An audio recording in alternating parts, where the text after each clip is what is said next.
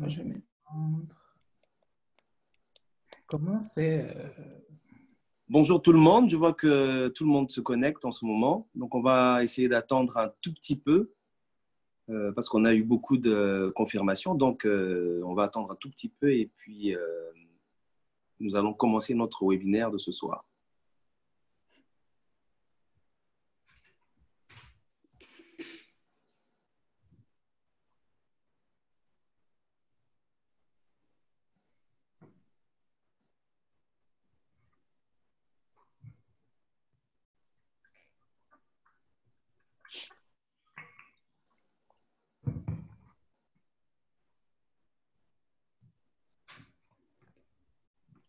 Voilà.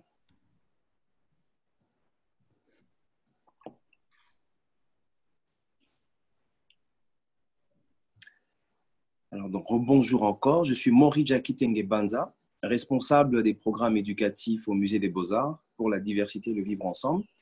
Donc, je suis content de vous accueillir aujourd'hui, ce soir, dans notre espace virtuel du musée. Nous sommes au Musée des Beaux-Arts, mais dans notre espace virtuel.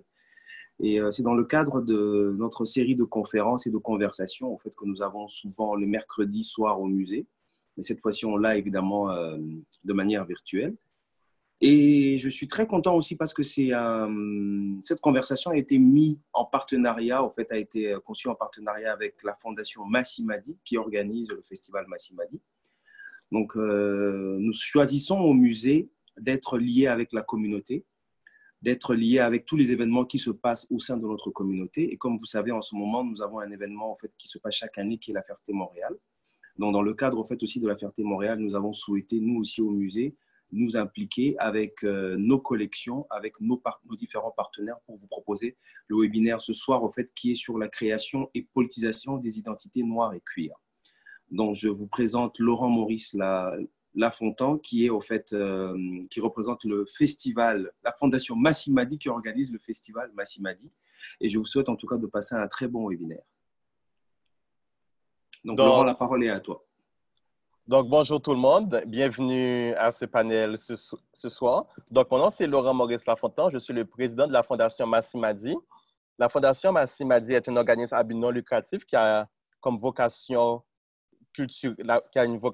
comme vocation la promotion des cultures et des arts LGBTQ+, afro. Et pour cela, nous organisons un festival Massimadi du même nom, le festival Massimadi, qui est un festival des films et des arts LGBTQ+, afro. Et en février 2020, nous avons célébré notre 12e édition. Au fait, nous présentons des films, des documentaires et des artistes qui mettent de l'avant les réalités des personnes afro à travers le monde. Et Massimadi se veut comme une plateforme où les personnes, où les communautés noires LGBTQ+, puissent faire connaître leur voix. Donc, c'est une plateforme qui accorde cette diversité de voix.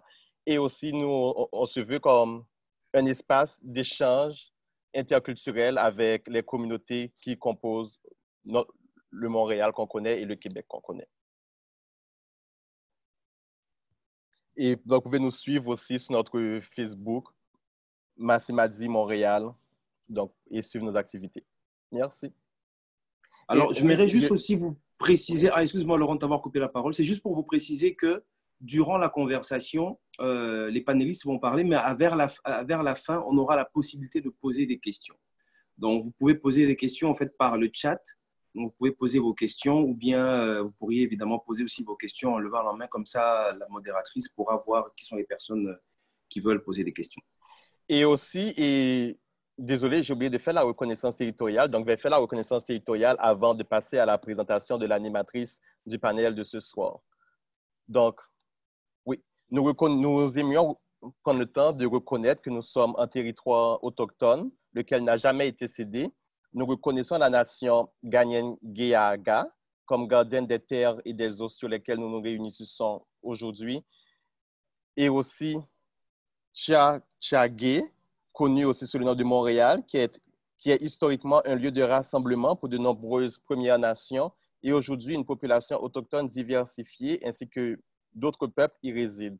C'est dans le respect des liens avec le passé, le présent et l'avenir que nous reconnaissons les relations continues entre les peuples autochtones et autres personnes de la communauté montréalaise. Donc, sur ce, je vous présente Diane Gistel, fondatrice de l'organisme Nigra Juventa, qui va animer le panel de ce soir. Alors, merci Laurent. Donc, je suis Diane Gistal, donc la fondatrice de Nigra Juventa, qui est une plateforme décoloniale qui promeut les cultures et l'histoire afrodescendante et africaine à travers les arts visuels et médiatiques. Et je suis particulièrement honorée aujourd'hui d'animer ce panel parce que justement, il y a deux personnes que j'admire énormément sur ce panel. Donc, Jade Almeida que je vais présenter, et également donc Yanis Devi. Donc, et c'est particulier ce panel parce qu'on a donc un dialogue entre deux disciplines qui n'ont pas toujours l'occasion de rentrer en dialogue justement. Donc les arts visuels et donc on a la chance d'avoir avec nous une candidate au doctorat en sociologie que je vais présenter rapidement. Donc Jade Almeida, qui est originaire de Guadeloupe, a obtenu son diplôme de master en maîtrise culturelle du contemporain à l'université de la Sorbonne et est désormais candidate au doctorat de sociologie à l'université de Montréal sous la direction de Sirma Bilge. Sa thèse porte sur les femmes noires qui aiment les femmes, résistance au rapport de pouvoir enchevêtré. Elle est intervenue tous les jeudis sur la radio web Néo-Québec de 2017 à 2019 et travaille actuellement en tant que chargée de projet au Conseil québécois LGBT. Nous avons également donc, Yanis Devi Yibinga, qui est un photographe de 25 ans, originaire de Libreville, donc au Gabon, qui est actuellement basé à Montréal, au Canada. Afin de contribuer à un changement dans la narration du continent, Yanis Devi a trouvé dans la photographie une force et un outil lui permettant non seulement de célébrer, mais aussi de documenter et de représenter les nombreuses cultures et identités du continent africain et de sa diaspora. Donc, c'est un honneur aujourd'hui d'avoir ces deux panélistes pour discuter donc, du sujet qui est la création et la politisation des corps noirs et queer. Donc, juste commencer par vous partager mon écran pour rentrer plus rapidement dans le vif du sujet, donc création et politisation des identités noires et queer. Dans un premier temps, donc, on va partir bien évidemment donc, de deux œuvres de la collection du Musée des Beaux-Arts pour commencer cette conversation. Donc, on a choisi, donc, hop là. Excusez-moi. Donc, dans un premier temps, donc, on a choisi l'œuvre d'Ali Chou de Zanele Mooli, que je vais présenter rapidement. Donc, Zanele Mooli est né donc, en Afrique du Sud en 1972. Donc, Zanele, ses pronoms sont they en anglais, donc, que je traduirai par Yel en français. Zanele est photographe et artiste visuel. Son art se place en général sur le terrain militant de la condition lesbienne en Afrique du Sud et elle connecte le visuel et l'activisme. Chaque image adresse un enjeu, une injustice et contribue à son agenda politique. Dans sa série que nous présentons aujourd'hui, qui signifie « Salut à toi, lion noir » en zoulou, Mooli utilise les conventions de la photo de mode et du portrait ethnographique pour réinterpréter la politique identitaire contemporaine. L'intensification des contrastes en post-production impose la peau éminemment noire de Mooli comme le point central d'une analyse des notions de beauté, de désir, des terrains dangereux, de racisme et de phobie corrélés avec lesquels nous composons tous les jours. Au cœur de cette série, il y a également son blackness qui est inévitable. Il n'est pas surjoué, il n'est pas prétendu, cette condition noire est l'essence même de son identité. Dans une entrevue accordée au British Journal of Photography, Yel nous dit que I'm reclaiming my blackness, which I feel is continuously performed by the privilege of my reality is that I do not mimic being black, it is my skin and the experience of being black is deeply entrenched in me. Just like our ancestors, I live as a black person 365 days a year. We should not speak without fear. Donc, c'est vraiment un élément qui est central dans sa pratique et cette blackness qui n'est pas performée, mais qui est accentuée. On est donc face à une série d'autoportraits en noir et blanc où Mooli et sa peau éminemment noire utilise son corps comme canevas. Elle nous fixe. Il nous est impossible d'échapper à ce regard perçant. Tout comme il est impossible à l'artiste d'échapper à ces regards réprobateurs, ces regards extérieurs qui restreignent. Donc, Mooli, à travers cette série, répond à des événements s'étant produits dans divers endroits, dans des espaces dans lesquels il se trouvait.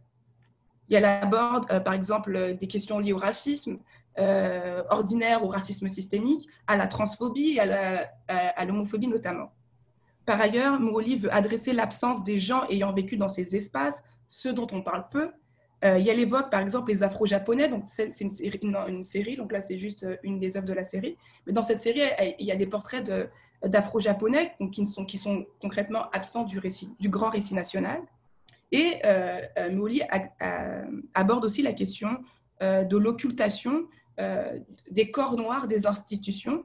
Par exemple, avec ce travail, Mouoli dit que les gens verront que c'est possible que la galerie soit faite pour tous et pour toutes, et non pas pour ceux qui sont une minorité de privilégiés.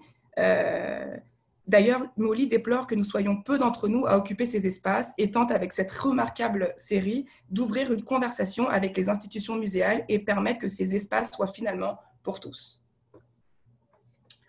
Par ailleurs, donc, il y a une deuxième œuvre de la collection du musée que nous allons rapidement discuter.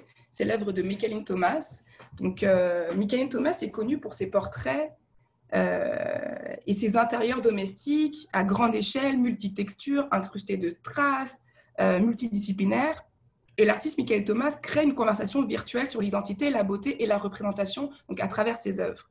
Son art aborde des questions de l'inégalité, de la sous-représentation et la mauvaise représentation des femmes de couleur, plus spécifiquement des femmes noires, du corps des femmes noires, dans l'art occidental. En réimaginant les œuvres populaires du canon de l'art occidental, Thomas apporte une diversité de la représentation à son art, provoquant des conversations opportunes sur ce qui est représenté et sur ce qui est ignoré.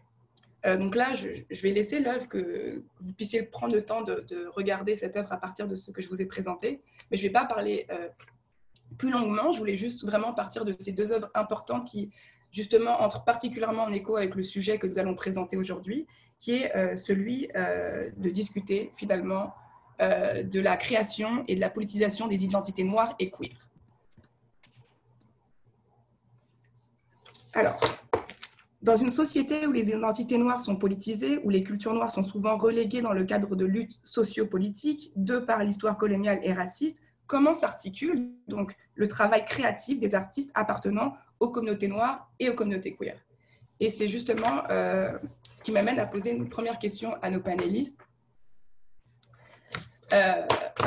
Excusez-moi, j'ai plein de feuilles. Normalement, je suis sur mon écran, mais comme je fais un partage d'écran, je ne peux pas être sur mon écran. Alors, est-ce que l'histoire de la colonisation et du racisme anti-noir qui a conduit à la négation des cultures noires pousse les artistes noirs à utiliser leur plateforme pour revaloriser leur communauté? Donc, c'est la première question que je vous pose dans le cadre de cette conversation. Et je cède donc la parole à l'artiste photographe Yanis Devi. Bonsoir à tous, déjà. Je pense, étant moi-même artiste noir, je pense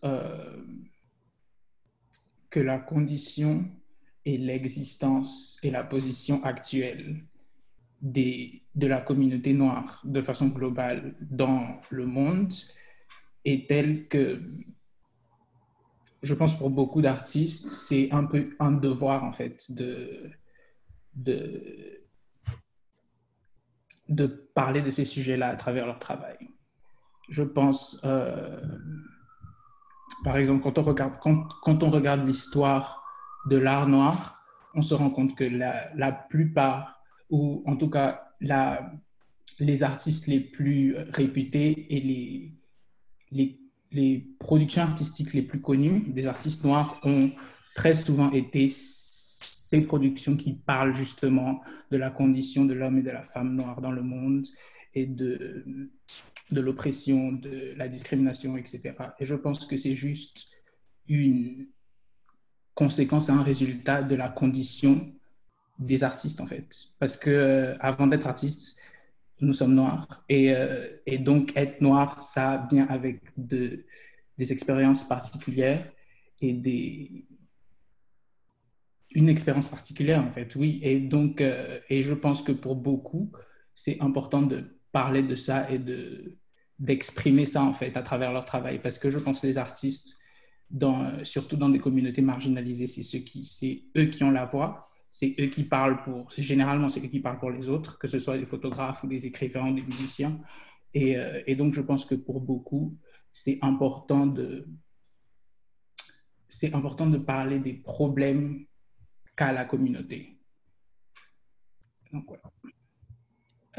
Juste avant de laisser, merci Yanis, juste avant de laisser Jade répondre, je voulais juste prendre le temps de vous signaler que justement là, je présente des œuvres de Yanis que vous voyez à l'écran, qui justement font vraiment lien avec cette conversation, puis il prendra le temps un petit peu plus longuement de nous parler de son travail. Mais c'est vraiment parce que ce travail-là aussi soulève ces enjeux qui sont à la fois politiques, qui sont à la fois liés à son identité, qu'on a vraiment voulu, dans le cadre de cette conversation, justement l'inviter. Et je vous laisse aussi, donc, du coup, regarder un petit peu ces œuvres en fond, pour le moment, dans le cadre de cette conversation. Puis je laisse Jade rebondir. Pardon. Bonsoir. Ce qui est intéressant avec la question que tu as posée, Diane, et de Yanis qui parle du devoir de l'artiste noir et queer, c'est que ça souligne vraiment la tension qu'il va y avoir entre le choix d'un individu, la possibilité de ce que cette personne peut créer, et finalement le déterminisme de tous les rapports de pouvoir et de toute l'histoire qui entoure la création que cet individu veut faire.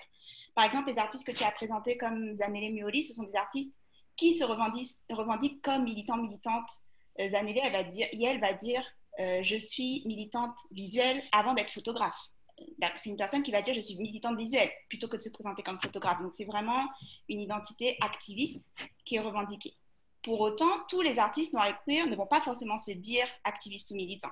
Donc, tous les artistes ne vont pas forcément accepter cette position, voire certaines vont refuser ce qu'elles perçoivent comme une case ou une catégorie dans laquelle on les force parce que justement, ils sont noirs et queer et ils vont le percevoir parfois même comme une limite à leur art. Mais c'est intéressant parce que en effet, tous les artistes noirs et queer ne sont pas forcément activistes militants, donc ne vont pas forcément utiliser leur plateforme dans une visée de valoriser la communauté ou ne pas le voir comme un devoir. Mais tous les artistes noirs et queer produisent dans un contexte qui est politique, dans un contexte bien particulier de rapport de pouvoir, parce que l'art n'existe pas dans un vacuum. L'art est le résultat d'une histoire bien particulière, d'un contexte politique particulier. Ta question, tu mets en lien l'histoire de la colonisation, l'histoire du racisme anti-noir. Et c'est quand même intéressant de parler d'identité noire, identité queer, parce que l'identité noire, ce sont deux identités que nous n'avons pas créées. L'identité noire, l'invention de la race, elle ne vient pas de nous. On n'a pas inventé les races, ça a été inventé il y a 400 ans avec la hiérarchisation des races, parce qu'il fallait justifier toute l'entreprise esclavagiste, parce qu'il fallait justifier la traite négrière, parce qu'il fallait poser les bases idéologiquement du contexte économique capitaliste qu'on a actuellement. Donc il y a 400 ans, il y a des gens qui ont réfléchi, qui ont dit « Ok, les noirs, ça existe, et être noir, ce n'est pas humain ». Donc ils ont inventé toute une justification pour sortir une partie de l'humanité justement. Et donc, avec tout ce discours-là et toute cette justification, lorsqu'on nous a sortis de l'humanité, ce que ça a eu comme conséquence également, c'est de dire on ne peut pas créer. Parce que comme on n'est pas humain, on ne fait pas d'art. On n'est pas beau, on ne fait pas d'esthétique, on n'a pas d'histoire. Tout cela, c'est à partir du moment où vous n'êtes pas humain, puisque le Code noir disait nous sommes des meubles, nous n'avons pas d'histoire et nous ne créons rien. Et ça va avoir un impact 400 ans plus tard sur qu'est-ce qui est considéré comme de l'art, qu'est-ce qui n'est pas considéré comme de l'art, qu'est-ce qui est considéré comme beau, qu'est-ce qui n'est pas considéré comme beau. Et donc finalement, qu'est-ce qui est considéré automatiquement comme politique, juste par le fait que ce sont des noirs queer qui vont le créer. De même, l'identité queer, ce n'est pas qu'on ne l'a pas créée, c'est juste que la binarité du genre, l'idée qu'il y a une femme, un homme et que ça existe parce que c'est biologique, c'est foncièrement européen. C'est un concept qui a été créé par l'Europe. Ensuite, l'Europe a colonisé le reste du monde. Ils ont imposé cette structure, ils ont cassé des sociétés qui avaient, on le sait par exemple, la féministe nigériane Oyeronke Oyeyumi, elle a fait tout un travail pour montrer comment au Nigeria, le genre se fait évoluer avec le temps, avec l'âge. On a des travaux qui montrent que dans certaines communautés, c'était vos rêves qui donnaient votre statut et votre rapport à la société. En fonction du rêve que vous faisiez, vous changiez de statut. On n'a même pas besoin d'aller jusque sur le continent. Au Canada, avant l'arrivée des colons, les communautés autochtones n'avaient pas cette idée de binarité de genre. Donc, on a la colonisation qui arrive, qui impose la binarité de genre, qui casse les sociétés. Et puis, du coup, 21e siècle, moi, ça me fait toujours rire de voir l'Europe et l'Amérique du Nord qui donnent des leçons au monde entier pour aller expliquer dans les pays comment il faut traiter les communautés LGBTQ+, alors que techniquement, ce sont ces communautés-là qui sont allées mettre la base de l'homophobie, de la transphobie, casser les structures. Et donc, dans l'identité noire comme dans l'identité queer, on est quand même dans une réappropriation d'identité, soit qu'on nous a volé, parce qu'on nous a imposé une binarité du genre, soit qu'on nous a imposé parce qu'il fallait expliquer ce qu'on était par rapport aux Blancs. Et donc, à partir d'un moment, on s'est réapproprié l'identité noire, on a une fierté d'une identité noire, on a créé, etc. Mais cela reste que ça a été tout un processus, et c'est un processus qui est constant. Tout comme le fait qu'il y ait eu tout ce processus de déshumanisation et qu'on a pris tous les Noirs qu'on pouvait prendre pour aller les mettre en esclavage ailleurs, donc dans les Caraïbes, etc., de manière concomitante avec cette entreprise-là. On en parle aussi quand même très peu, mais il faut rappeler qu'à partir du moment où il y a eu la colonisation, ils ont littéralement raflé tout ce qu'ils pouvaient en termes d'objets d'art, objets usuels. C'est-à-dire qu'actuellement, 90% du patrimoine du continent africain se trouve dans les musées européens. C'est énorme quand vous y pensez. 90% du patrimoine ne se trouve pas en Afrique. Et je parle de l'Afrique parce que malheureusement, dans les Caraïbes, par exemple, la colonisation a massacrer les populations Kalinago, Arawak. Donc, on a, à part quelques pierres gravées, quelques cimetières, on n'a pas d'objets, on n'a pas d'art, on n'a pas de transmission.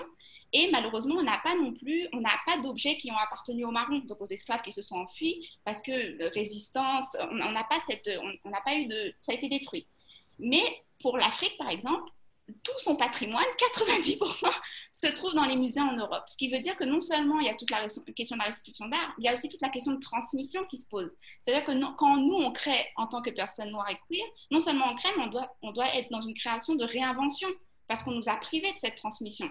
On nous a privés de toute l'histoire qu'il pouvait avoir, ou alors il faut qu'on aille en Europe pour aller voir. Et on voit des objets qui sont rentrés dans un circuit européen, donc qui ont été étiquetés, donc qui ont l'histoire telle que l'Europe la présente. Donc on n'a pas l'histoire de c'était ton arrière-arrière-grand-mère qui utilisait cet objet, qui a transmis, qui a donné lieu. Donc on a toute cette transmission qui s'est pas faite. Donc pour revenir à ta question, désolée, je suis partie très très loin, mais pour revenir à ta question, c'est pour montrer à quel point, oui, des artistes noirs et queer ne sont pas forcément militants et activistes, mais tous les artistes noirs et queer vont produire dans ce contexte-là. Et donc, malheureusement, ta question montre bien la tension de à quel point cette histoire va continuer de limiter leurs possibilités parce que on en est encore à l'étape où on est en train de négocier notre humanité. Donc, ce qui signifie que tout ce qu'on produit doit être encore en négociation avec ces rapports de pouvoir. Donc, lorsqu'on a une plateforme, qu'on le veuille ou pas, il va y avoir des attentes, et des attentes qui souvent sont énormes par rapport à une personne. On va attendre d'un artiste ou d'une artiste qu'elle soit la réponse à absolument toutes les frustrations d'absence de représentation qu'il y a pu avoir ces 400-500 dernières années, avec des critiques extrêmement acerbes qu'on n'aura pas forcément avec d'autres artistes, avec des attentes d'excellence qu'on n'aura pas forcément avec d'autres, parce que juste notre fenêtre d'opportunité est tellement petite, parce qu'on gère encore les institutions qui sont profondément racistes, notre fenêtre d'opportunité est tellement petite que l'attente est là. Et donc, ça peut poser des questions sur est-ce qu'on a le droit ou pas de ne pas utiliser cette plateforme pour la visibilité, mais ta question montre tout l'enjeu des attentes, finalement. Est-ce que tu voulais compléter quelque chose Oui, si je peux juste rebondir un peu sur ce que Jade disait, notamment sur les identités noires et queer qui existaient en Afrique. Justement, la série qu'on a partagée tout à l'heure dans la présentation dans le PowerPoint de ma série à moi, Boy, Wives and Female Husbands. Et justement, c'est tout un projet qui avait pour but le but de la série était de mettre en avant les communautés queer qui existaient en Afrique précoloniale. Donc, c'était vraiment pour mettre en avant cette notion que, en fait, les identités queer, les homosexuels, les trans women, etc., ils ont toujours existé et ils ont toujours eu leur place particulière et précise dans les différentes sociétés africaines. Et quand je dis différentes sociétés africaines, c'est pour vraiment illustrer le fait que toutes les sociétés en Afrique ne sont pas les mêmes. Donc, c'était vraiment pour montrer qu'en Afrique du Sud, il y avait des communautés queer. Au Congo, il y avait des communautés queer. En Afrique du Nord, vraiment tout autour de l'Afrique, en fait. Et c'était pour montrer ils faisaient partie à part entière de la communauté et de la société comme tout le monde. Et donc, et surtout ces photos-là, les photos que nous sommes en train de voir actuellement, c'est parce que la série a 4 chapitres, en fait, et ce chapitre-là était sur une communauté queer au Sénégal, appelée Ngordigen, et cette communauté-là, en fait, c'était une des cross-dressers, on dira, des cisgender, des hommes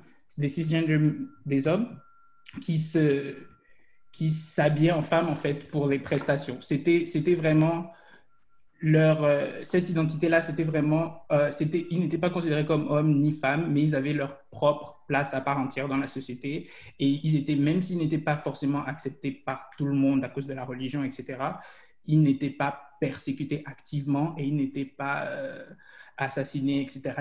Ils n'étaient pas maltraités comme beaucoup de membres de la communauté queer le sont aujourd'hui. Et donc, c'était vraiment pour montrer qu'on a toujours existé, en fait. On a toujours été là et on a toujours fait partie à part entière des sociétés d'un point de vue global. Mais surtout, je voulais vraiment me concentrer sur l'Afrique parce qu'en Afrique, il y a une idée particulière qui vient même des Africains, que c'est les Européens qui ont emmené l'homosexualité en Afrique et que l'homosexualité est un résultat, est un mot de la colonisation. Et c'était vraiment pour montrer que c'était le contraire, en fait. C'était que les membres de la communauté LGBT étaient là et c'est les colons, justement, les chrétiens, à cause de la religion, à cause de leur code européen, qui sont venus démoniser ça, qui sont venus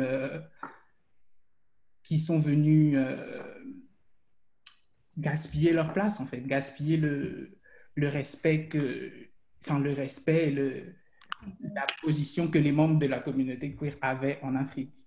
Et encore aujourd'hui, il y a beaucoup c'est un travail qu'ils ont fait et ils ont été le résultat, ils ont été très efficaces, en fait, dans ce travail parce que maintenant, pour beaucoup d'Africains même, pour beaucoup d'Africains même, être queer, ne pas être hétérosexuel est un problème. C'est pas naturel, c'est un défaut, en fait. Et donc, c'était vraiment beaucoup de mon travail et beaucoup de travail de beaucoup d'artistes noirs et queer comme moi. Il est important pour beaucoup d'entre nous de vraiment mettre en valeur cette intersection-là des expériences parce que l'expérience d'un homme noir, homosexuel et hétérosexuel ne sont pas les mêmes du tout. Et c'est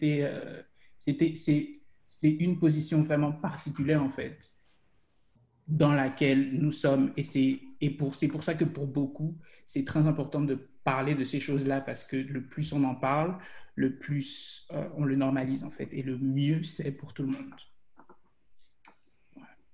D'ailleurs, est-ce que je peux rebondir? Vas-y, tu peux. D'ailleurs, quand Yanis dit « on a toujours été là », c'est vraiment rien que ça, rien que de vouloir faire ce geste est politique en soi. Parce qu'on parle de sociétés qu'on a considérées comme des sociétés sans histoire. C'est-à-dire qu'actuellement encore, la grande majorité de l'Europe, de l'Occident, voire malheureusement aussi des pays en Afrique continentale, des Caraïbes, ne connaissent pas l'histoire des pays avant le 19e siècle. Il y a comme cette idée que l'histoire est arrivée avec la colonisation et qu'avant, il n'y avait rien. Les colons sont arrivés, ils ont construit les routes, ils ont mis des... Et avant, alors, du coup, on a quand même un pan entier de l'histoire de l'humanité qui a été systématiquement détruit, effacé et invisibilisé. Les gens ne connaissent rien de l'Empire du Bénin, de Dahomey, des extraordinaires architectures qui existaient avant l'arrivée des colons. Et on a quelques traces parce que les rares villes qu'ils n'ont... Parce que soit ils arrivaient à prendre le contrôle de la ville, la plupart du temps, il y avait résistance. S'il y avait résistance, ils rasaient. Donc, parfois, j'ai la tête qui tourne en me disant tout ce que l'humanité a perdu en termes... Exactement. Tout ce qu'on a perdu en termes d'art, en termes d'histoire, à cause de ces destructions systématiques, du fait que les gens s'imaginent que l'Afrique est née au 19e siècle, alors que on a toute cette histoire extrêmement riche qui a soit été systématiquement pillée, soit qui a été systématiquement détruite. Donc quand on a quelqu'un qui ose dire non, noir, queer, on a toujours été là, rien que ça, cette idée-là est politique. C'est quand même extraordinaire qu'on en soit là au 21e siècle, on en est là quand même. Je t'en prie. Ça me permet de revenir sur la deuxième question à laquelle finalement on a répondu. Je pense qu'on a répondu à toutes les questions. On a répondu à toutes les questions en quelques minutes. On va rebondir si tu veux. Mais j'ai quelque chose que je trouvais assez intéressant, c'était la question de savoir que finalement, est-ce qu'un artiste, une artiste noire et queer peut produire des œuvres qui seraient considérées comme apolitiques. Puis, et finalement, est-ce que faire de la politique, ça dessert cet artiste-là? Puis là, concrètement, pour moi, vous avez répondu à cette question, mais j'ai l'impression qu'on a tout de même certaines attentes en termes de production pour un artiste noir, une artiste noire et queer, aborder certains discours, parler de certaines réalités. Moi, ma question, c'est, imaginons, je décide demain écoutez, j'adore les natures mortes. C'est mon trip. J'adore les natures mortes, puis voilà, je décide de me concentrer exclusivement sur ça, sans vouloir porter un discours politique, sans vouloir parler de mon identité, sans vouloir parler du système oppressif dans lequel on vit, sans vouloir porter un discours qui est relativement ancré dans une réalité qui est problématique. Puis, est-ce que finalement, est-ce que cette forme d'art-là, finalement, sera valorisée par les institutions? Puis, est-ce que finalement, cette forme d'art-là aussi est tout de même politique? Je pense que déjà, oui, c'est politique, justement. Je pense déjà que juste le fait que juste l'action pour un artiste noir de créer est politique. Parce que l'art est quelque chose qui a été historiquement juste pour une partie vraiment spécifique et privilégiée de la population. Et les Noirs n'en faisaient pas partie. Et donc, je pense que même lorsqu'il y a beaucoup d'artistes qui veulent s'éloigner de ce discours politique, je pense que de la part de l'audience, il y a aussi... Parce que le discours de l'artiste est une chose, ce que l'artiste veut créer est une chose, mais la façon dont l'audience répond à ça est une autre. Donc, même en tant que...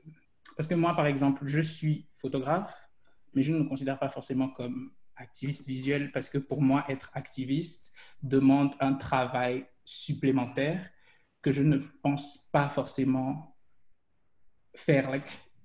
Pour moi, être activiste demande une certaine diligence, une certaine rigueur que je ne pense pas forcément avoir, mais peut-être que de la part de beaucoup de gens, peut-être que de la part de quelqu'un qui voit mes photos pour la première fois, juste le fait que tous mes modèles ou la majorité de mes modèles soient noirs, pour la plupart des gens, c'est un acte politique. Mais, alors que pour moi, c'est juste moi qui prends mes amis en photo ou moi qui prends ma communauté en photo. Mais pour beaucoup, c'est un geste politique parce que je suis noir et je prends des noirs en photo, en fait. C'est quelque chose dans le monde de l'art qui n'est pas... c'est quelque chose dont les gens ne sont pas habitués. Et donc oui, je pense que c'est possible pour un artiste d'être apolitique, mais déjà, est-ce que les institutions vont répondre à cet art-là? C'est une chose, je ne suis pas sûr. Parce que honnêtement, j'ai essayé hier, ce matin, etc., j'essaie de penser à...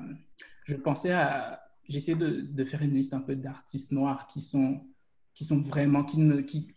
dont les productions artistiques n'ont aucun rapport avec la condition des Noirs, etc. Et il n'y en a pas vraiment beaucoup. Et même lorsqu'il y a des artistes qui essayent de s'éloigner de cette politique-là, on voit généralement la réponse de l'audience n'est pas forcément favorable parce que justement, ils ont cette attente de...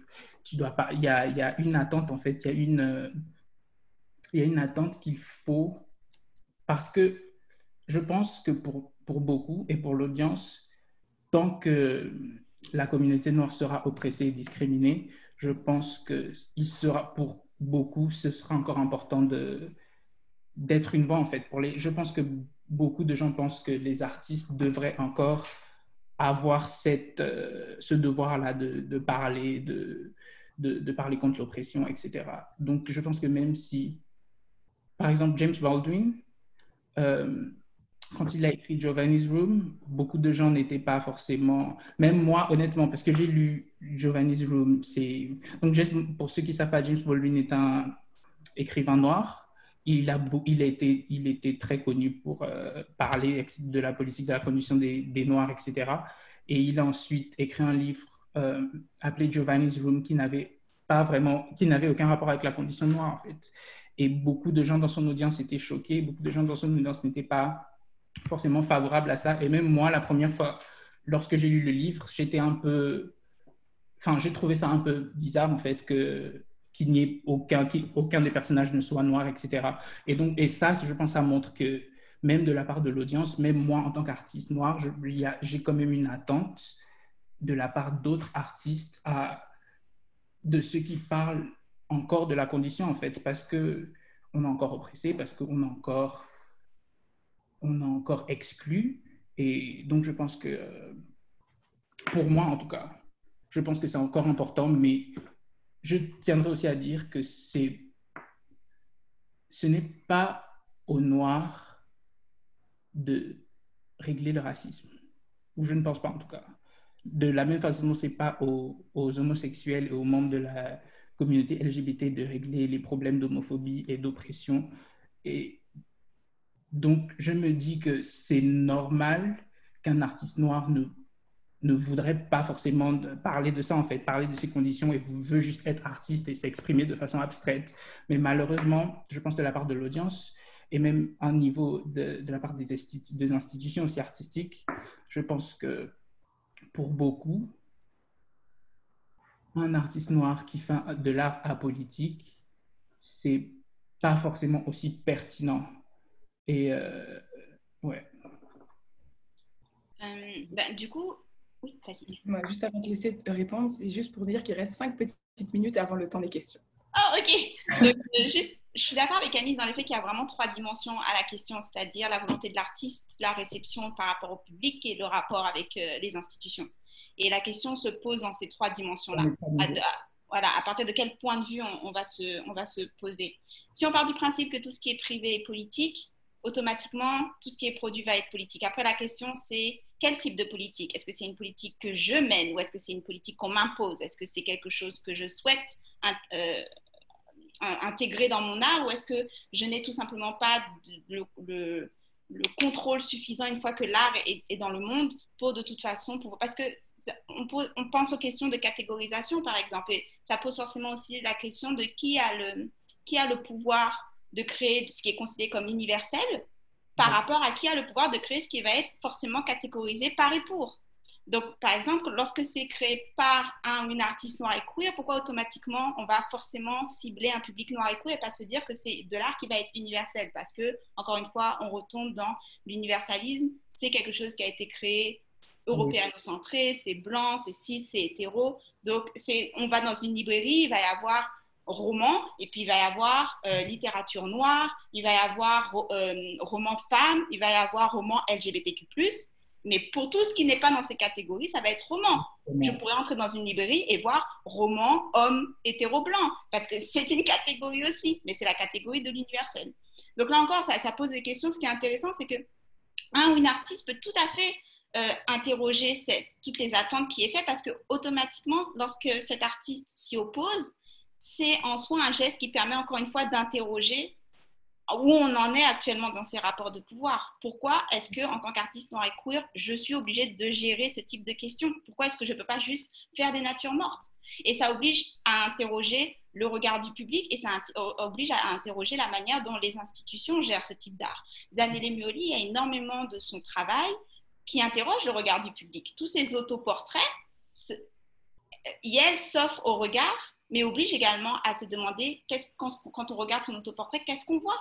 Et quels sont le symbolisme qu'il y a derrière tous ces portraits. Et je vais terminer là-dessus aussi.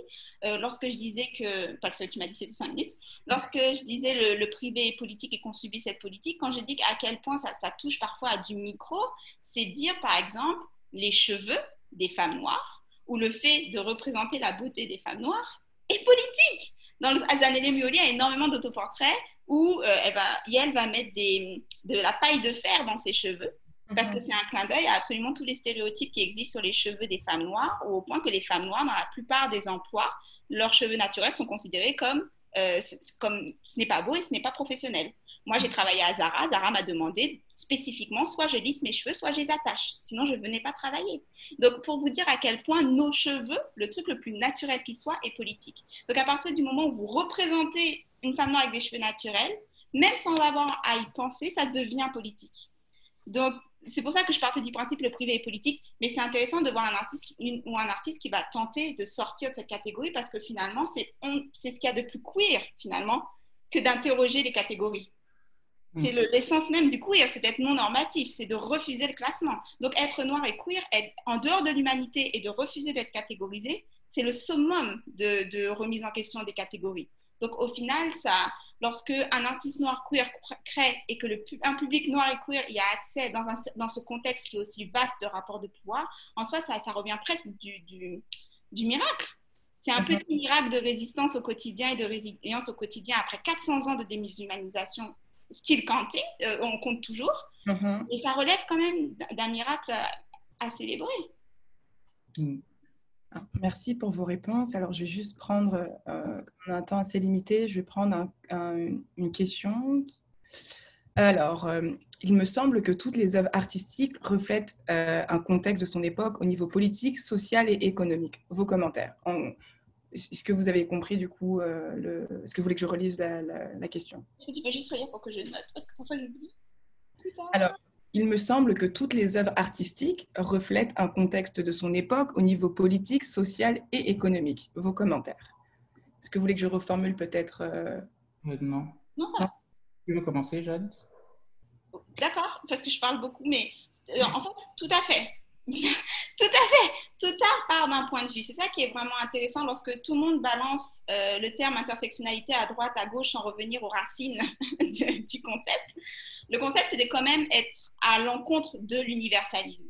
Donc, de base, c'est de dire, à partir du moment où un individu crée, si on reste dans le monde de l'art, il crée à partir d'un point de vue et ce point de vue est limité.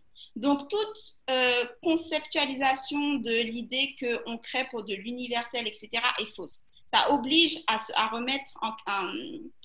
revoir ses limites de son propre point de vue. Et donc, quelque part, c'est une humilité qui fait du bien.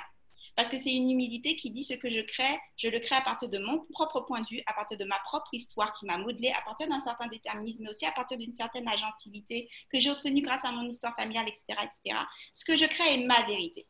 Mais je ne prétends pas que ça va être la vérité de tous et de toutes et de tout l'univers. C'est ma vérité et ma vérité va aller compléter ta vérité et ta vérité et ta vérité. Et c'est toutes nos vérités assemblées qui va donner une image comme un cliché d'une vérité qui soit plus ouverte. Et c'est une position qui est forcément anti-universalisme, qui est de dire non, reste à ta place. Tu es le résultat d'une histoire et d'autres personnes ont une vérité également. Et c'est beau. Ça n'a rien de dangereux. Ça ne remet pas en cause l'importance de ton point de vue et ça ne remet pas en cause l'importance que tu crées. Que ça remet en cause, c'est l'idée que le fait que tu crées soit suffisant pour l'univers tout entier. Donc non. Donc c'est important, encore une fois, de rappeler, oui, tout reflète un contexte particulier et ce contexte va évoluer avec le temps parce qu'une peinture qui va exister en 1832, qui va être exposée en 1910, qui va être exposée en 2001, qui va être exposée post-Covid, le public qui va y avoir accès ne va pas avoir la même chose, ne va pas le comprendre différemment parce qu'il y aura eu une histoire entre-temps qui aura modelé notre manière de recevoir cet art. Tout comme le fait qu'un objet qui, au XVIIIe siècle, va être considéré comme un objet usuel et au XXIe siècle va être considéré comme un objet d'art, ça est toute une évolution. Donc, non seulement c'est construit dans un certain contexte, mais la réception du public également est construite dans un certain contexte, va être le résultat d'une époque économique, politique, sociale. C'est pour ça aussi que l'objet, ce que l'on crée, va avoir sa propre vie. Et c'est important de se le rappeler lorsqu'on est dans ces rapports de pouvoir. Je me tais, Yanis. Non, franchement, tu as tout dit. Ah non, c'est trop facile. Franchement, j'ai rien d'autre à dire. Je vais répondre à une autre question. La prochaine, c'est pour toi. Alors, on a une question de Marie-Laure Louis. Alors, en parlant d'apolitique et du personnel et politique, créé librement de sa propre expérience, noire ici, n'est-ce pas militer? Les créations faites de la sorte ne sont-elles pas une prise de parole allant à l'encontre des attentes normées, une représentation visible hors de la performativité noire, un espace pris malgré une demande pour être un artiste token? Là, là. Je pense que oui. C'est un très bon point aussi. Franchement, je pense que c'est un très bon point parce que je pense, et surtout, et spécialement dans le contexte des artistes noirs, je pense que les artistes noirs sont dans une position vraiment spéciale dans le sens où ce sont les seuls artistes qui ont des productions artistiques aussi politisées. Il y a la plupart des productions artistiques des artistes africains, comme on en parlait tout à l'heure, portent vraiment sur les questions d'identité, etc. Et donc, je pense que oui, en effet, lorsque quelqu'un va à l'encontre de cette attente, c'est aussi une forme c'est aussi une façon de militer. Ouais. Donc, je dirais que oui. Tout à fait, je suis d'accord. Aussi, juste pour ne pas... Parce que comme on parlait des attentes, juste pour ne pas rajouter également aux voix des attentes, je prends aussi le contexte de survie. Il faut bien que les artistes mangent, il faut bien pouvoir... C'est un contexte où c'est extrêmement difficile de vivre de son art. Le contexte de la politique de respectabilité aussi, qui est très lourde pour la communauté noire. Donc, c'est pas tout ce qui va être produit parfois, ce qu'on produit peut avoir un backlash sur notre communauté sans qu'on l'ait prévu, qu'on l'ait voulu. Je pense au film The Watermelon Woman, par exemple, qui a été produit par la première femme noire lesbienne aux États-Unis en 1996. Donc, on était nés, c'est pour vous dire à quel point l'histoire du cinéma.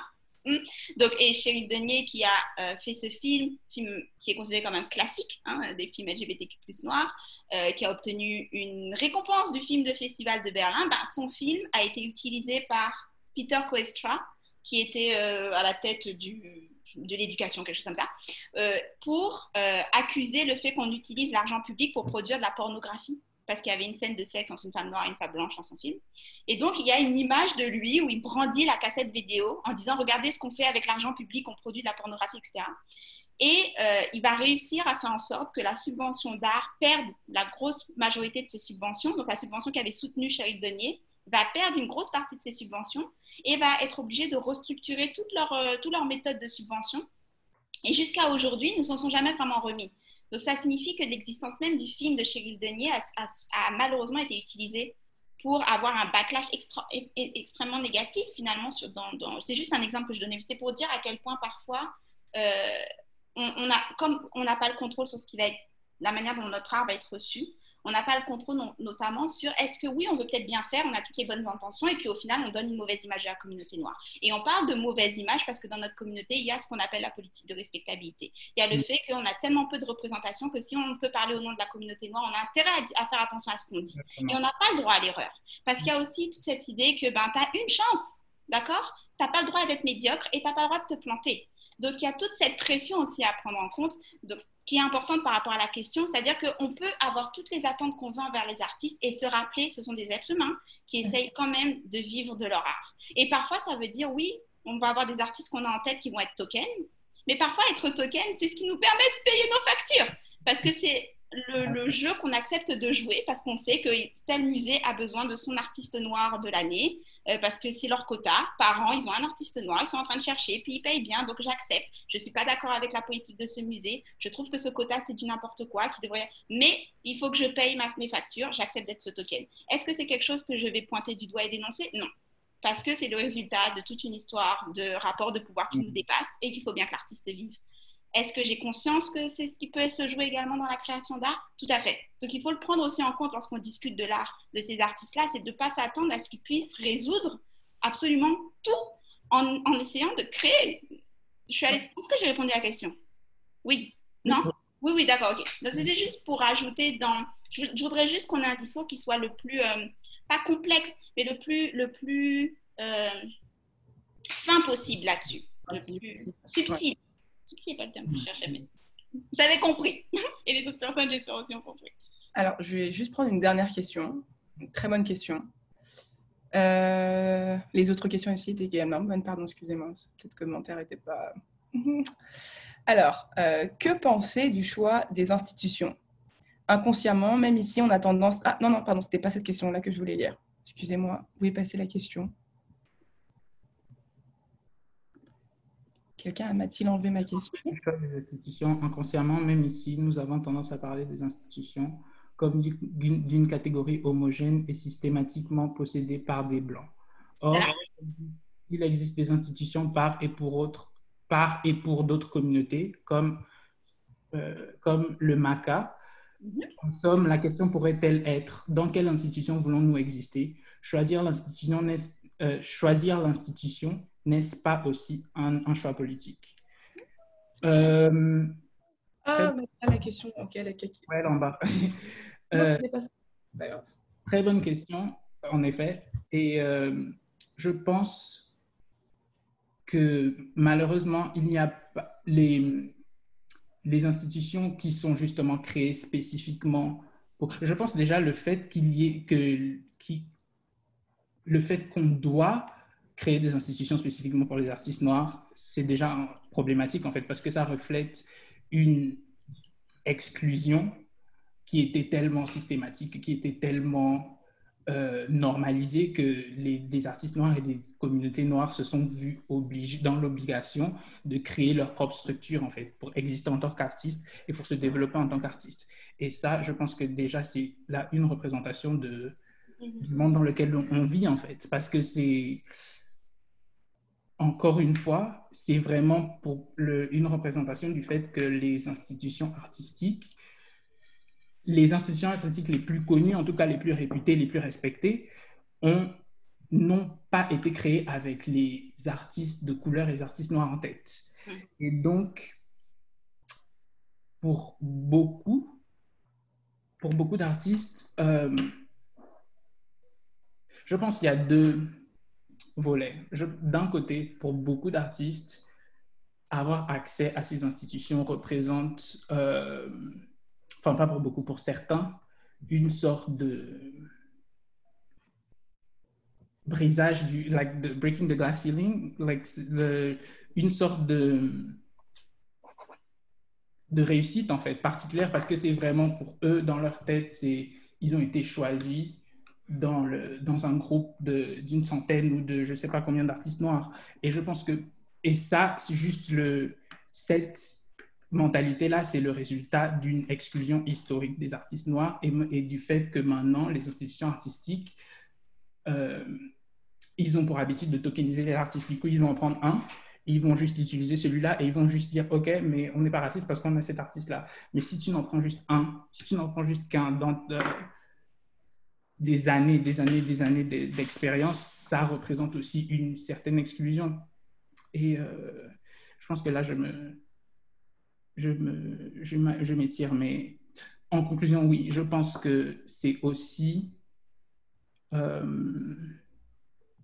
la question, je pense que la question de dans quelle institution voulons-nous exister est intéressante et je pense qu'elle aurait pu, je pense qu'on pourrait avoir cette conversation plus sérieusement lorsqu'on aura des institutions qui seront aussi respectées et aussi mis en valeur que les institutions dans lesquelles nous sommes inscrits actuellement. Rapidement, je rebondis sur ce que dit Yanis et sur la question, oui, il existe aussi des alternatives. Ces alternatives sont loin d'avoir le poids au niveau du monde de l'art qu'ont les institutions dont parlait Yanis et dont on parlait depuis le début. C'est bien qu'elles existent et tant mieux, on doit le souligner. On n'en est pas là encore au niveau des rapports de pouvoir. Il faut juste être honnête là-dessus, on en est encore très très loin. Du coup, dans la question de est-ce qu'on veut entrer au sein de ces institutions ou est-ce qu'on veut les sortir, ça c'est une question qui traverse absolument tout le milieu activiste, c'est-à-dire la question de base, est-ce qu'on est dans la réforme ou est-ce qu'on est dans la révolution? Est-ce qu'on veut réformer ce qui existe déjà et donc partir de ce qui est déjà existé, de le transformer pour le rendre juste et équitable? Donc là, ça dépend de votre politique. Est-ce qu'on veut révolutionner? On brûle tout et on crée autre chose. Je plaisante quand je dis on brûle tout, plus ou moins. Mais vous voyez vraiment le dilemme qui existe et qui traverse absolument, pas seulement le monde de l'art, qui traverse absolument tous les débats lorsqu'on parle de racisme anti-noir. Ce qui est intéressant dans les deux options, c'est qu'il y a vraiment cette idée que c'est soit l'un, soit l'autre. Souvent, les approches sont très on ne peut pas collaborer. C'est soit vous êtes dans la réforme, soit vous êtes dans la révolution, et les deux vont être complètement ennemis dans leur approche du militantisme. Et on pourrait avoir un débat d'une heure. Je pense que Diane et Yanis, on pourrait avoir un débat littéralement d'une heure, rien que sur cette question. Ce qui est intéressant, cela dit, c'est qu'actuellement, ce qu'on constate, c'est que les deux arrivent en concomitance. Il y a une réforme qui se fait des institutions et quelque part qui permet de soulager un petit peu le racisme vécu, parce qu'il y a des personnes à l'intérieur de ces institutions qui diminuent, en tout cas qui essayent de diminuer le côté toxique et qui donnent suffisamment finalement d'oxygène aux personnes qui ont le pouvoir après d'aller mener le combat, faire la révolution. Ça, c'est vraiment mon point de vue personnel. Je pense que ces deux approches-là devraient coexister parce il faut qu'on vit dans une société qui existe déjà, on ne peut pas le nier, et donc il faut qu'on navigue cette société, cette institution, mais en attendant de pouvoir faire la révolution, les deux se font de manière concomitante. Comme j'ai dit, c'est vraiment mon point de vue. Mais ce qui est intéressant lorsqu'on fait une approche de la réforme, c'est que du coup, ça pose la question de la décolonisation. Et ce qui est d'autant plus intéressant, c'est qu'on parle constamment de décolonisation lorsqu'il s'agit des anciennes colonies, lorsqu'il s'agit des communautés noires, lorsqu'il s'agit de parler de ce qui a été détruit, ce qu'on essaie de reconstruire, mais il faut aussi parler de la décolonisation par rapport à ce qui a colonisé. Les pays colonisateurs, les institutions qui ont servi à coloniser devraient être dans un processus de décolonisation. Ce devrait être elles qui mènent tout le combat de décolonisation.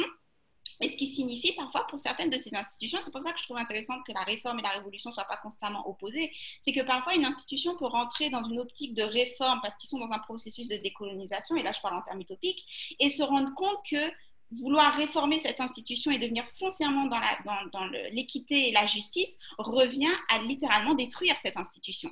Et donc revenir depuis la base, parce que le travail de processus de déconstruction est tel qu'on se rend compte que même lorsqu'on arrive jusqu'aux racines de l'institution, il n'y a rien qu'on peut garder. Et donc, on repart depuis le début. Donc, ça passe parfois par une volonté de réforme. OK, je vais rentrer dans cette institution pour la changer de l'intérieur. Et en fait, à force de la changer, je me retrouve en fait à être en train de détruire l'institution, mais c'est la seule solution qui me reste.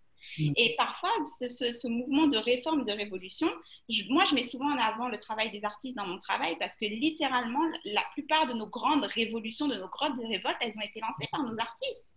Elles ont été lancées par nos communautés les plus marginalisées et elles ont été, lorsque je parlais au début de la première question qu'on n'a pas de transmission, on n'a pas d'histoire, etc., les rares archives que l'on possède de nos combats, c'est grâce à nos artistes.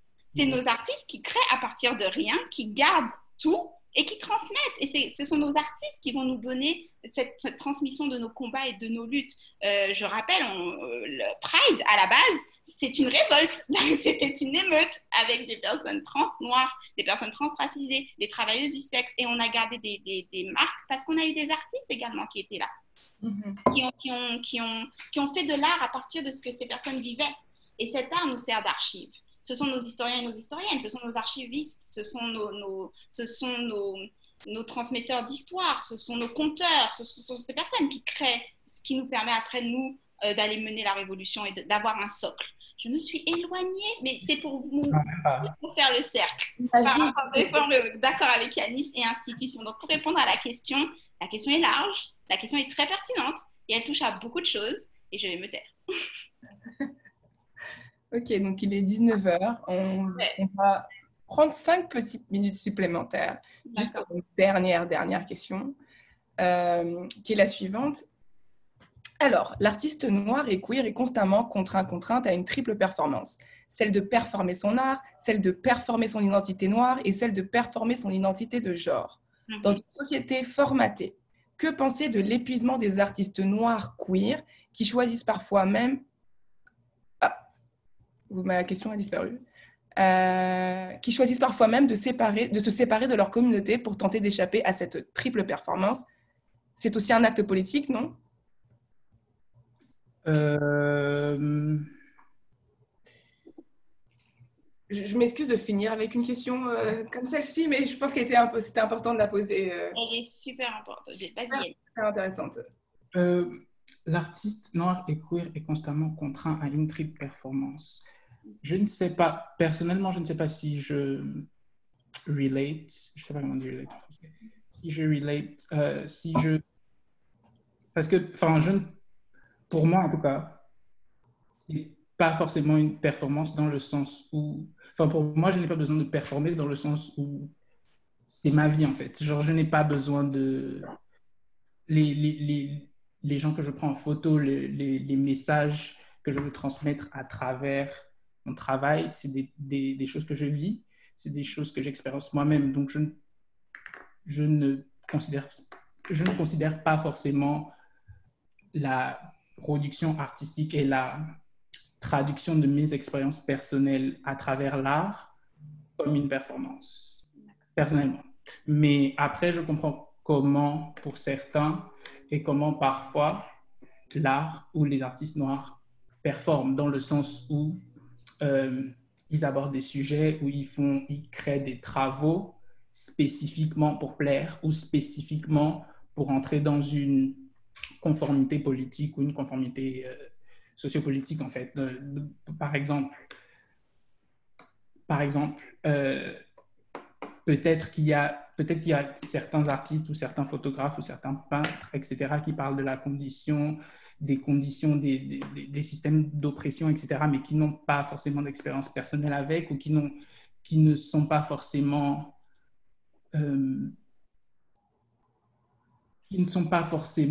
proches de ces expériences-là, en fait. Donc, qui ne sont même pas forcément d'accord même avec les messages que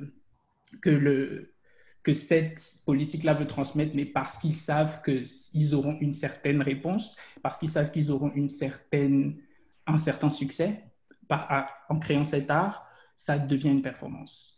Et ouais, après, je pense encore, comme beaucoup de choses, et comme je pense que ça dépend du contexte, ça dépend parce que, encore une fois, tous les artistes ne sont pas les mêmes. Tous les artistes noirs ne sont pas les mêmes. Les gens ne viennent pas tous des mêmes endroits, on n'a pas tous les mêmes expériences face au racisme et à la discrimination, etc. Les artistes qui sont encore et qui vivent en Afrique, les sujets dont ils traitent ne sont pas forcément les mêmes que les artistes qui sont les artistes afro-américains, par exemple. Et donc, il y a aussi tout ce contexte-là qu'on doit prendre en tête quand on reçoit un travail, quand on consomme une production artistique. Ouais. Est-ce que j'ai le temps de rajouter quelque chose, Diane? Une minute. En fait, c'est juste que la question me fait penser à deux choses, parce que je suis d'accord avec ce que disait Yanis, mais la question me fait penser à deux choses. Un, les travaux de Bell Hooks, lorsqu'elle parle de la consommation, de consommer le corps noir. Donc, comment on a vraiment cette... Et en lien avec ce que je voulais dire, du coup, la consommation qui oblige du coup à une surperformance. Et ça me fait penser aussi au trauma porn. Donc ça, c'est vraiment quelque chose qui est très important aussi pour les communautés marginalisées, c'est-à-dire les communautés qui subissent énormément d'oppression. On leur demande de parler constamment de leur oppression. Et donc, il y a vraiment cette consommation de nos douleurs, de nos pires histoires, de toute notre communauté autochtone, communauté noire. Il y a vraiment ce trauma porn qui existe autour des attentes, qui est raconte-moi à quel point tu vis dans le misérabilisme pour me toucher, qui est très important, qui est dans les attentes. Et du coup, pareil, ce trauma porn me fait penser au fait que lorsqu'on a des artistes qui centrent la joie d'être noir et queer, en soi, ça devient politique juste d'avoir des images de joie. Et il y a eu le hashtag Black Joy pendant tout Black Lives Matter. Il y a eu aussi ce hashtag pour montrer des images d'enfants noirs qui rigolent, de familles qui s'embrassent. Juste Black Joy devient en soi politique. Donc, encore une fois, on revient au début. Donc, oui, le fait de refuser d'être consommé. Et je pense aussi au fait que, et je terminerai là-dessus, mais je pense aussi au fait que toute œuvre d'art n'a pas forcément, là, on va dans la philosophie, mais toute œuvre d'art n'a pas forcément besoin d'un public pour exister et pour être considérée comme une œuvre d'art. Mais je pense aussi à des formes d'art qui n'ont pas pour finalité non seulement d'être consommé ou d'être gardé, parce qu'il faut aussi prendre en compte que tout le concept qu'on a de la muséographie, c'est très occidental, hein, la manière dont on considère ça.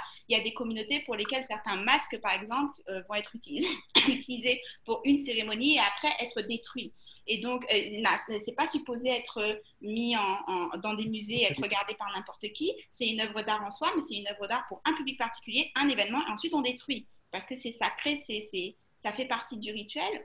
Mais l'idée de destruction dans la muséographie européenne, c'est oh mon Dieu, on ne peut pas détruire. Oui, mais c'est une approche qui est occidentale. C'est une approche qui refuse la tradition. C'est une approche qui refuse que pour certaines œuvres d'art, l'idée, c'est que ce soit réduit dans sa consommation ou que tout simplement, ça n'existe qu'un an et puis ce soit détruit. Donc, la question pose aussi cette question, permet de toucher à ça. Donc oui, c'est politique de refuser d'être consommé également, tout à fait.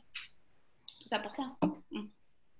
Écoutez, je vous remercie pour vos réponses. Malheureusement, on ne pourra pas prendre davantage de questions. On a déjà dépassé on a un petit peu dépassé le temps pour cette conversation. Mais je vous invite, parce que Jade, justement, quand je présentais sa biographie tout à l'heure, donc a été chroniqueuse à Néo-Québec pendant plusieurs années, a des chroniques exceptionnelles qui sont disponibles sur YouTube sur différents sujets. Je vous invite donc à la suivre sur ces plateformes, donc sur YouTube et également sur Instagram, où elle poste. Et ce qui est bien, c'est que sur YouTube, c'est sous-titré. Donc, sur des chroniques voilà, sur différents sujets, des sujets politiques, des sujets de société, des sujets qui sont, voilà, comme vous avez pu voir un aperçu aujourd'hui, mais je vous invite, donc si vous voulez prolonger cette conversation, à la suivre sur ces plateformes. Je ne sais pas si on peut mettre quelque chose tout de suite dans la conversation de groupe. De toute façon, vous avez son prénom et son nom, et vous pouvez trouver du coup sur les différents... Si vous tapez Jade Almeida sur Google, le premier résultat, c'est mon site. C'est pas de... Et pareillement, je vous invite donc à suivre le travail de Yanis Davy, donc qui est un artiste montréalais. Donc, on a aussi des très talentueux artistes noirs ici à Montréal qui justement on gagnerait à être exposés avec des institutions reconnues de façon locale. Donc, je vous invite aussi à suivre son travail. Vous avez son site, vous avez son Instagram. Yanis qui est reconnu à l'international. Il serait temps que, tu sais, Montréal, on se réveille aussi un petit peu. Je voulais aussi prendre le temps donc, de remercier le Musée des Beaux-Arts, donc Moridja et Valentine, pour cette conversation. Et bien sûr, remercier donc, la Fondation Massimadi pour son super travail. Donc, la Fondation Massimadi qui est aussi à l'origine donc, du festival Massimadi. Donc, je vous invite à les suivre sur leurs réseaux sociaux, sur Facebook, sur Instagram. Regardez leur programmation à venir parce que justement, ce n'est pas que dans le cadre de Fierté, ce n'est pas que dans le cadre du Mois d'Histoire des Noirs. Ces organismes existent à l'année longue et c'est intéressant et important d'avoir cette conversation maintenant. Mais le mois prochain, le mois suivant, il y aura aussi ces conversations-là et je vous invite vraiment à les soutenir, justement, que ce soit financièrement, que ce soit aussi du coup en participant à leurs activités. Et je vous souhaite sinon une très belle fin de journée. Et ce fut un plaisir de partager ce moment avec vous. Et merci à toi, Diane, pour la modération du panel. Bonne soirée à tous et à toutes. Pour les arguments très intéressants. Bonne soirée. Bonne soirée.